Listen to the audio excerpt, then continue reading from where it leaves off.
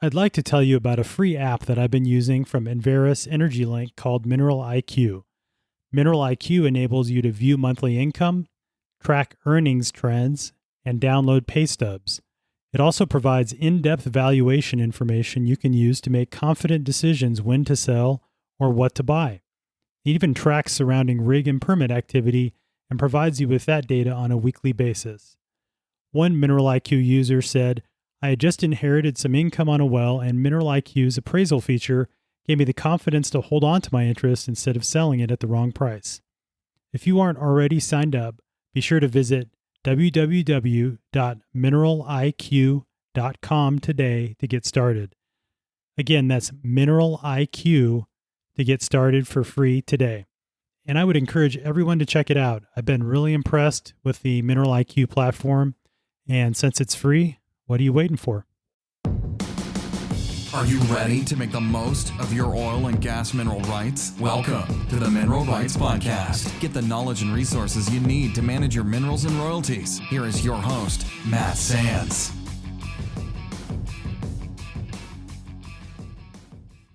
Hello and welcome to the Mineral Rights Podcast. I'm your host, Matt Sands, and I'm here to help you make the most of your mineral rights and royalties. And I'm joined by my co-host, Justin Williams. Justin, how are you doing this morning? Doing pretty good. I can't complain. So we have an interesting topic we're going to talk about today, a timely email, I'll say, from a listener that we got. Do you want to dive into that and talk a little bit about the email?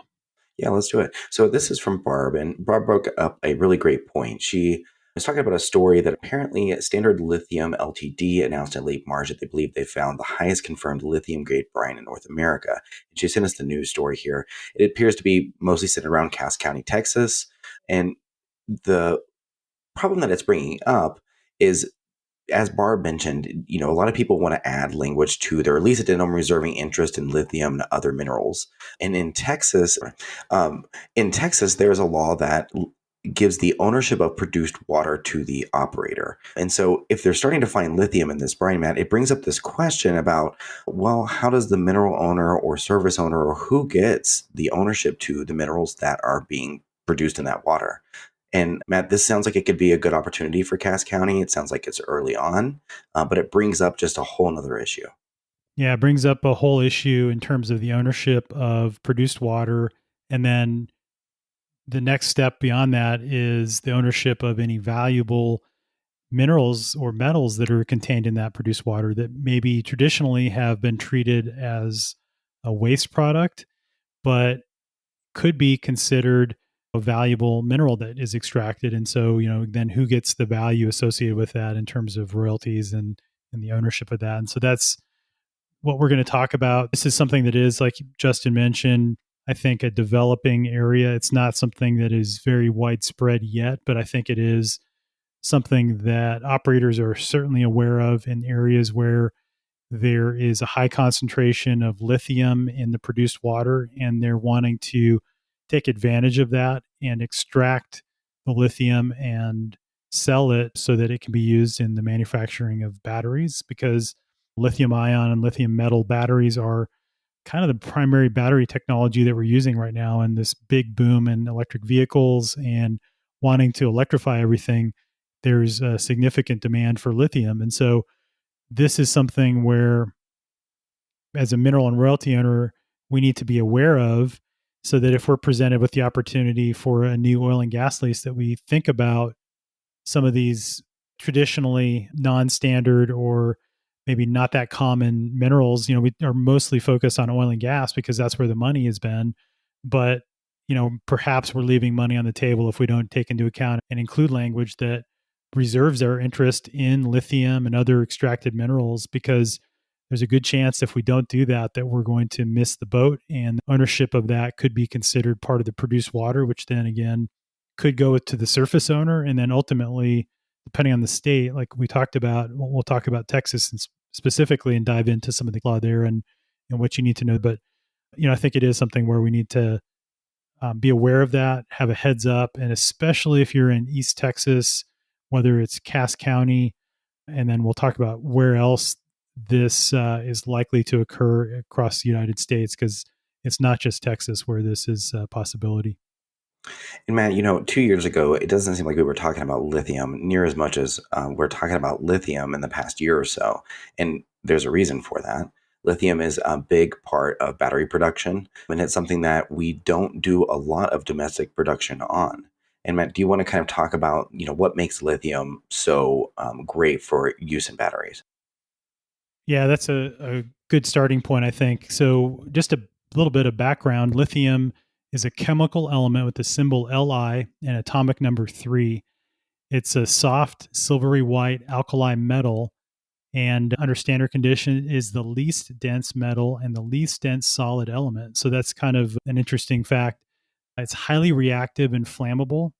And when you hear about lithium batteries and they tell you that you can't store lithium batteries in the cargo area of an airplane, it's because of these issues that they've had where those batteries will react, and they're because it's so flammable that'll cause a chain reaction, it'll catch on fire and cause an issue.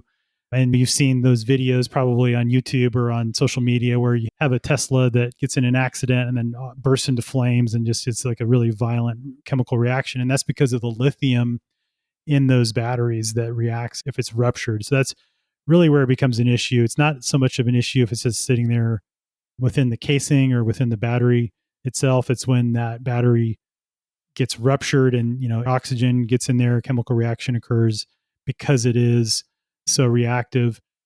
Now, it is that reactivity is a benefit, and it's one of the reasons why it's used in these batteries is because it's soluble, and the ionic form of it's very reactive. And so that means that in a battery, those an ion basically means that it's charged with electrons, and those electrons will want to move back and forth. And so that's why we can store energy in a battery, is because of those electrons that are stored there. So it is something where there's a lot of industrial applications. You have lithium grease lubricants, flux additives for steel, iron, and aluminum production.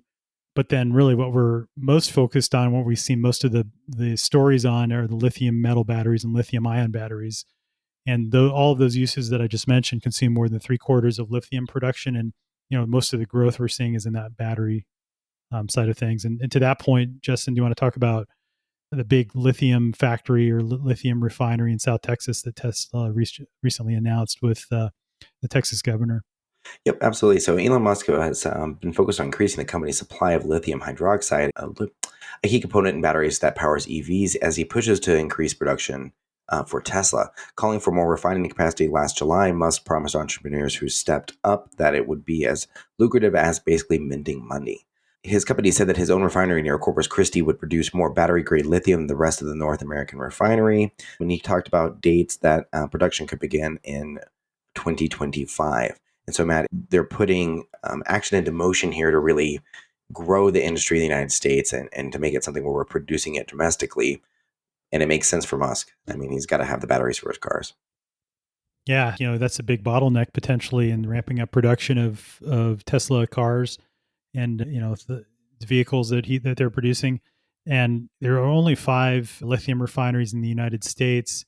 There are more that are being developed, but when you think about current production, most of it occurs outside the United States. And if you focus on the countries that occurs, I think China is probably in the top 5 of that list. And so you think about, from a energy security standpoint, if we're electrifying everything and going more to needing these batteries, then it only makes sense that we want to have domestic production of lithium and refining capacity for lithium to be able to manufacture those batteries, and to have the full supply chain within our control, from the mining side of things to the lithium refining to the battery manufacturing. So I know we've talked about potentially in the past where Tesla and others have these big gigafactories where they're producing the batteries themselves, but this is kind of upstream in that supply chain and processing the lithium itself so that they have a source of battery grade lithium that they can use in those batteries. Now, the interesting thing about this, Justin, is we're in this boom cycle for lithium. The price of lithium, I think, has been increasing. I think this is all predicated on our continued use of lithium for batteries. And if we see like a revolution or a major change in battery technology, this may become a little bit of a moot point if we move to other metals or other elements being more in demand. We could see this become less prevalent, but for the foreseeable future, I think lithium is going to be one of the primary components of these batteries, and we need a lot more batteries. Absolutely. And, to me, it makes sense that they're looking at, produced water because that's already being produced in the process of something, another resource that we need being extracted. So it'll be interesting to see how operators approach that too, because they're not going to go drill a well for just lithium at this point. But it'll be interesting to see if they can effectively capture that and how much that ends up being and how much more we need and all those fun things. Yeah, that's absolutely true. So, do you want to talk a little bit about where this current focus is on the lithium production? Absolutely. So lithium is found in the varying concentrations in produced water and oil and gas, but the recent focus is in the Smackover Formation in the southern U.S., reaching from East Texas, southern Arkansas, Louisiana, Mississippi, and the Florida Panhandle. The formation's approximately 600 miles long and 60 miles wide, Matt, and it's a huge formation. It's interesting that it's kind of concentrated there. Yeah, and I think that's where, like Justin mentioned at the beginning, where we had a listener write in about Cass County, Texas, and East Texas, that this is becoming kind of the epicenter of this right now. Interesting history about the Smackover Formation. It's named after a small southern Arkansas town where it was first drilled and produced. And it's one of those sort of stereotypical boomtown with these big boomer wells that, because this formation is highly overpressured, you'd have blowouts and oil, you know, leaving a big crater, where this catastrophic blowout would occur when they tap oil. Because they didn't really understand the reservoir and what was driving production, they really damaged it in those initial years of producing oil from the Smackover, because of the reservoir drive that basically allows the oil to flow and be produced. And when they would just drill within feet of each other and hundreds of wells, that would cause issues with damaging the formation. And basically, what you had was a big spike in production, and then it crashed when they damaged the formation and overproduced and had too tight a well spacing. Thankfully, geologists and petroleum engineers figured things out and identified how to properly drill using drilling mud to avoid blowouts. Like, this is very common now. It's like the standard. You have to use drilling mud. It's usually something where that mud weight and that column of mud, which is basically a slurry with water, and that pressure holding back the oil and gas within the formation as they're drilling through it. So that is the safety mechanism, amongst other things. We talked a lot about that in our episode where we talk about the advancements in drilling technology. So definitely listen to that if you haven't, and we'll link to that episode in the show notes. But the Smackover Formation, Justin, is one of those current focus areas for lithium production. But lithium exists in other areas as well. So if you don't have minerals in East Texas, Arkansas, Louisiana, Mississippi, Florida, then this still could be an issue for you if there is high lithium concentration in your area. So it just really depends. And I think it's just something to think about as we look at the demand for this stuff increasing and what we need to be considering when we're negotiating an oil and gas lease. You said it, Matt. And, I thought it was interesting that Musk chose Corpus Christi. I think that kind of speaks to that maybe even there's low concentrations of produced water, even in low concentrations of lithium in produced water, it may be something where they're able to, extract it and it still makes sense with improvements in the extraction process. It's gotten a lot quicker, a lot more effective to do so.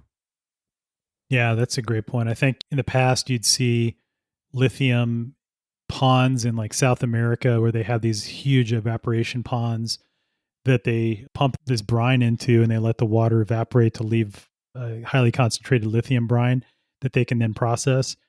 It takes months for the water to evaporate, and that's a very slow process. Technology has advanced quite a bit since then, and some of the technology being piloted in East Texas and other places basically use continuous processing in like a plant and using chemical reactions and things like that to extract the lithium from the produced water into a high purity lithium chloride solution.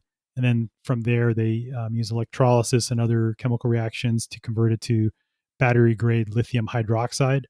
which is what is then used in lithium ion batteries. And that needs to be very pure in order for that battery to be effective and to work. And so that's why ultimately it is somewhat a labor intensive process to get it into that state.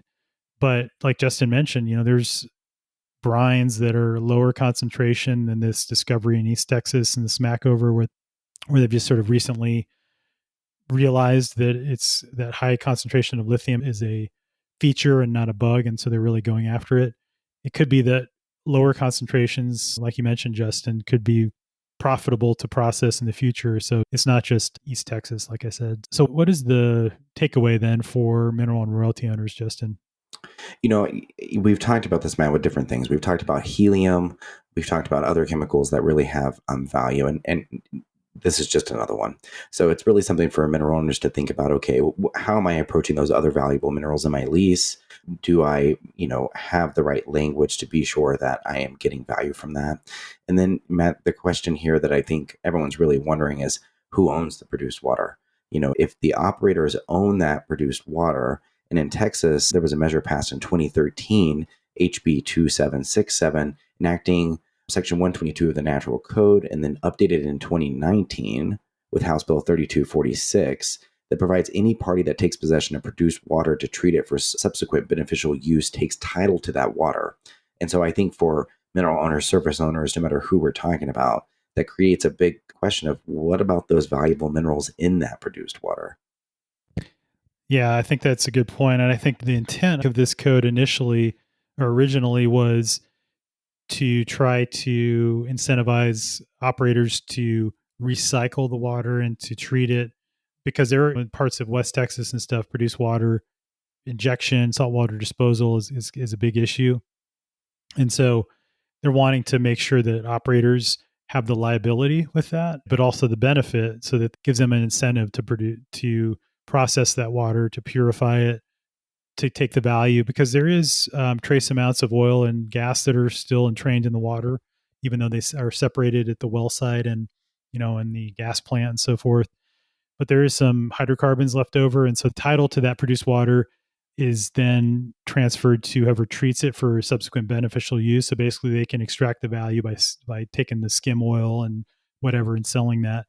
And from a mineral owner perspective, it hasn't really been an issue in the past because that's been a very trace amount of oil relative to the rest of the production that is already separated. So it's more an expense for an operator to deal with the produced water. It hasn't been a source of revenue until most recently with some of these other things like lithium production where there's a significant amount of lithium. Maybe there's some value to that. Or bromine is another one that apparently has been extracted from the Smackover formation as well. So whatever it is, we've talked about all these different potential uses.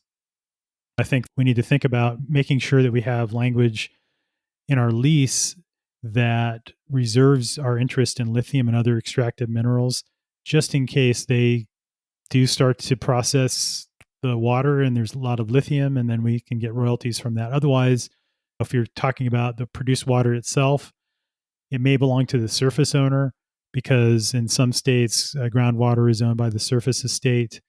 And then also that is another point of contention. So I think the long and the short of this, Justin, is it's early days with this lithium production thing. This is kind of a heads up for folks that do have minerals in areas where there's lithium production, especially in the Smackover. Make sure that if you're approached by some of these operators that are looking at expanding this type of lithium production, that and if they're looking to renegotiate a lease or to negotiate a new lease, that you get with a qualified attorney to consider adding language that will protect your rights and your interest in these additional minerals that aren't traditionally considered when we think about signing an oil and gas lease. We're really mostly focused on the hydrocarbon minerals, but there's a plethora of other minerals that could have value that we could take advantage of if we're careful in making sure that we cover our bases.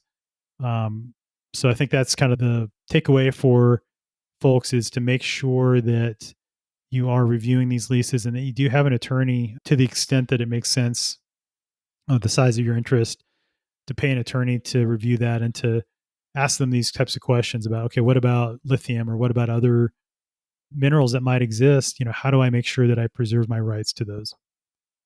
Absolutely, man.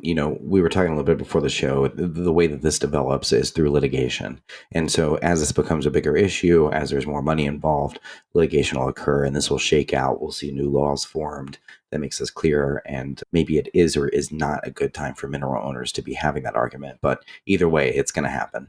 I think that's a great point. I think that is something that is going to happen. Again, where there's money to be made, there's going to be litigation. And so we'll just have to see how it shakes out. But just a shout out to Barb for bringing this to our attention.